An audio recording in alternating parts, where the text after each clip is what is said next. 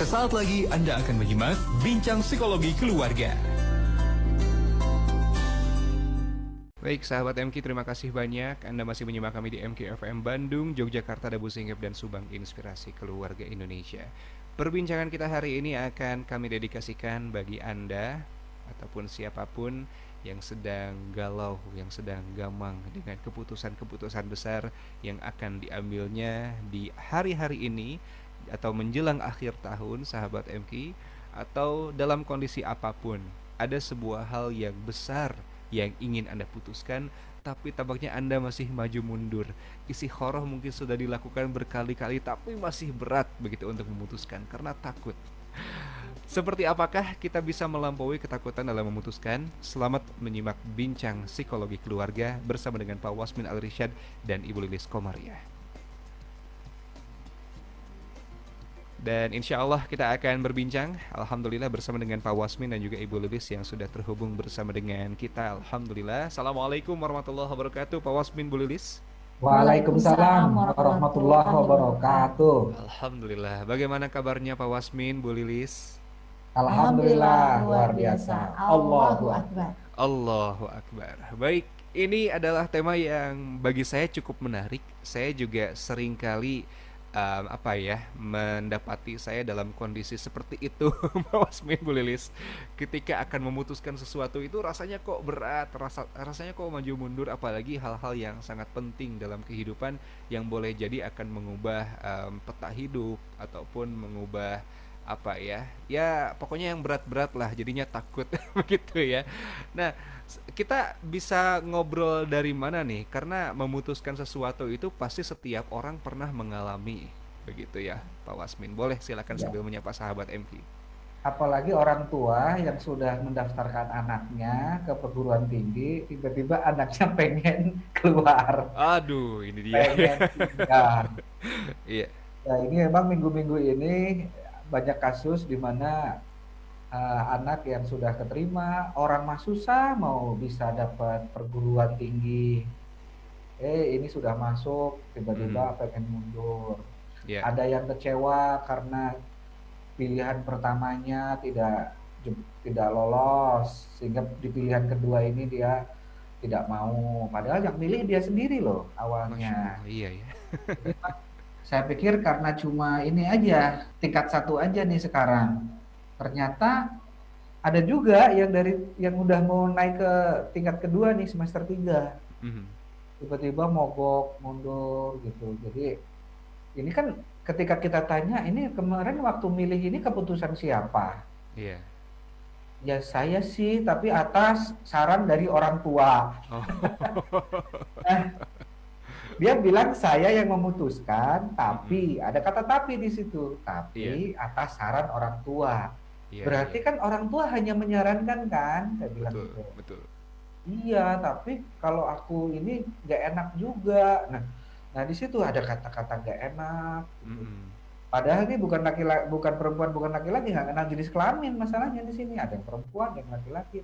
Saya Iya. pikir kan yang agak nggak enak itu kan hanya perempuan. Tapi Mhm. kasus yang laki-laki juga ada. Dia Ada melo juga. gitu loh, Iya, iya. melo gitu. Jadi mau mutusin aja takut ini, takut itu. Mhm. Nah memang dari kasus-kasus yang kita tangani akhir-akhir ini, kita kasih judul lah sekarang, takut Mhm. memutuskan. Takut Karena memutuskan. bisa jadi juga bukan hanya dialami mahasiswa awal-awal nih ya, yang Mhm. tingkat 1 maupun tingkat 2 yang sekarang lagi galau. Jangan-jangan juga dialami oleh sahabat-sahabat yang ingin membangun keluarga, Betul. Atau takut orang tua juga memutuskan. bisa jadi takut memutuskan. Iya. Betul. Orang tua ketika mendampingi anak memutuskan, dia takut memutuskan. Itu dia ya. Takut memutuskan untuk tidak memutuskan, artinya menyerahkan keputusan pada anaknya. Dia tuh takut. Hmm. Sampai kemarin juga ada orang tua yang secara tidak dia sadari merendahkan anaknya loh, Kang Oh, Zikri. Masya Allah, iya, iya. Dan dia sendiri bilang kalau anak saya tersinggung saya ngomong gini. Ngomong gimana, Bu? Kamu emang kuat nak di PTN itu? Udahlah, kamu di PTS ini aja. Kamu juga belum tentu lulus di sana. Ya Ini Allah. anak lagi berusaha loh, lagi berusaha supaya bisa tembus PTN gitu. Iya, aduh. Ibu ngomong gitu. Iya Pak, kan Moralnya saya turun tahu kayaknya ya kemampuan anak. semangatnya. Dia bilang gini, iya Pak. Ketika saya probing gitu, Ibu Iya. bilang gitu ke anak, bukannya malah memotivasi.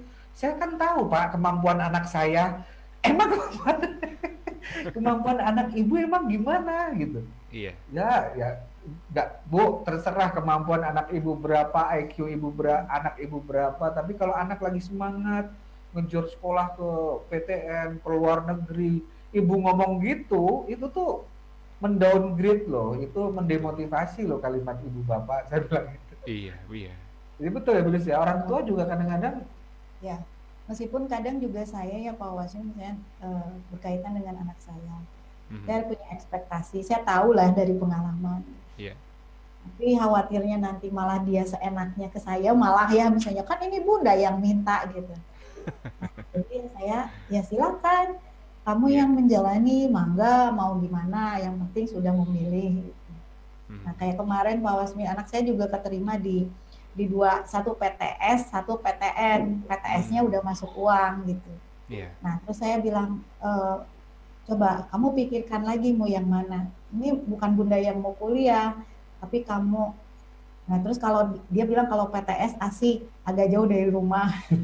Kalau PTN deket banget dari rumah gitu. naik sepeda juga bisa. Naik sepeda juga bisa. Iya. Enggak, silahkan, saya bilang keputusan yang penting kan kamu yang menjalani. Akhirnya setelah 2 hari, setelah aku pikir-pikir kayaknya aku di PTN aja, karena kalau PTN kan tidak semua misalnya orang bisa masuk ke sana dan Betul. aku sudah bisa masuk ke sana. Ya sudah, silakan, mangga, jalanin gitu. Awal galonya itu karena jurusan yang di PTS itu jurusan yang cukup prestis gitu. Namanya juga internasional apa gitulah. Namanya juga sulit saya nyebutin jurusannya. SKT apa internasional bisnis apa gitu. Jadi emang prestis. Jadi dia di situ dari sisi jurusan prestis yang PTS. Tapi kan kalau dari sisi branding PTN masih punya branding. Masih Dan kuat. sama aja kalau di talentnya kan dua-duanya bisa. juga bisa gitu. Oh iya. Nah, saya mengambil, meskipun sih saya secara ibu pengennya ke yang ya ada satu pilihan saya gitu. PTN yang lebih mudah. PTN gitu ya.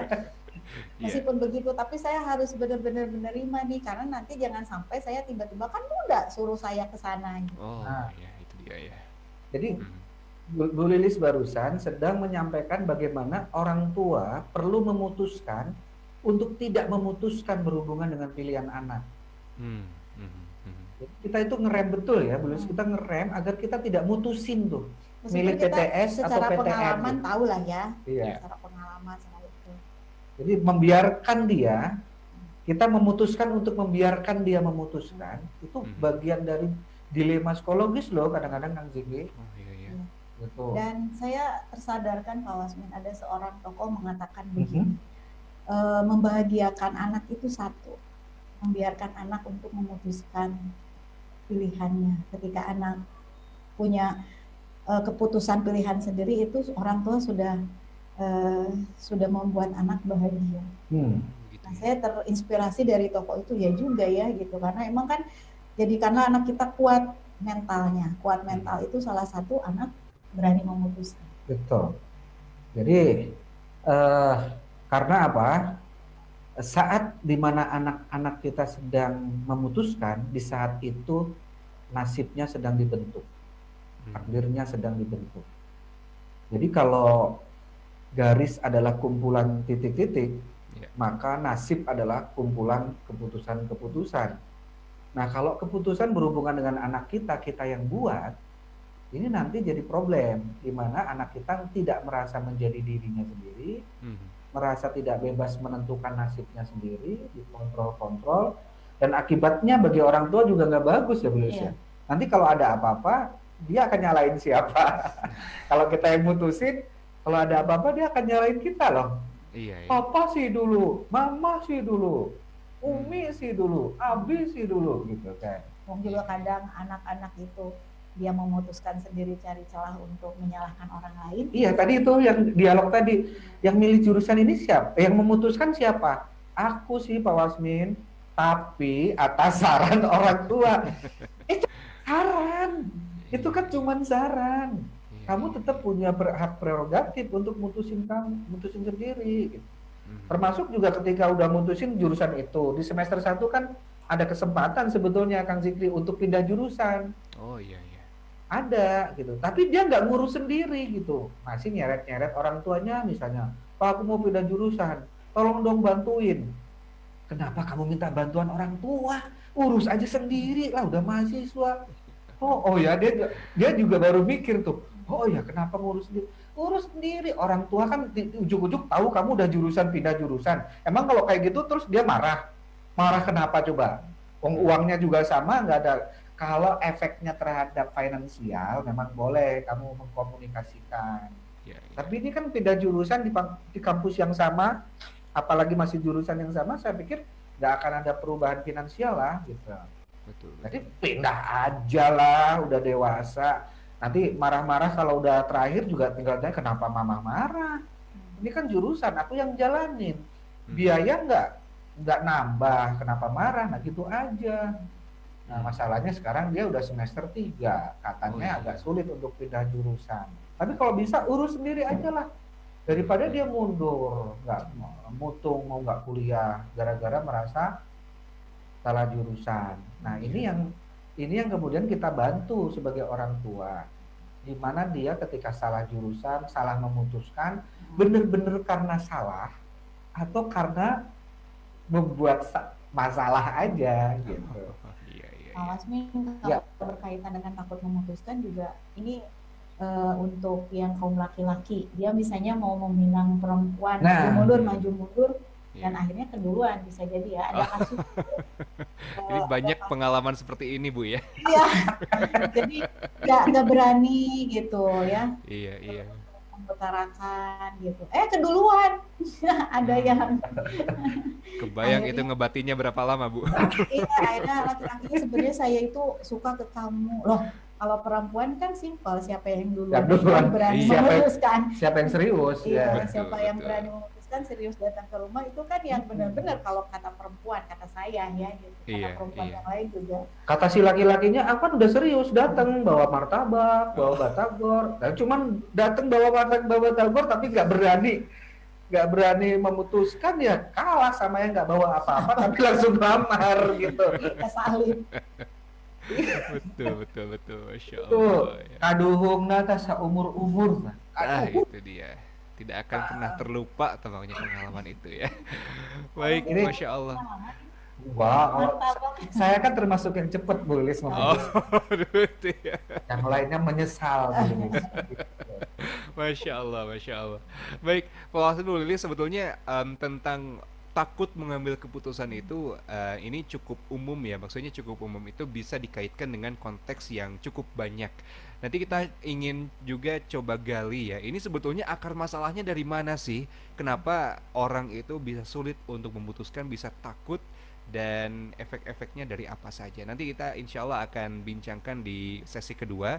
Dan sahabat MK juga barangkali Anda yang punya pengalaman memutuskan sesuatu tapi berat begitu ya. Dan bagaimana Anda melampauinya atau sampai dengan sekarang masih berat untuk memutuskan, masih takut begitu. Anda boleh sampaikan dan boleh sertakan nama Anda, usia, alamat, dan juga permasalahan Anda tentang memutuskan sesuatu sesuai dengan yang Anda alami. Tetap simak kami sahabat MK di MK FM, Inspirasi Keluarga Indonesia.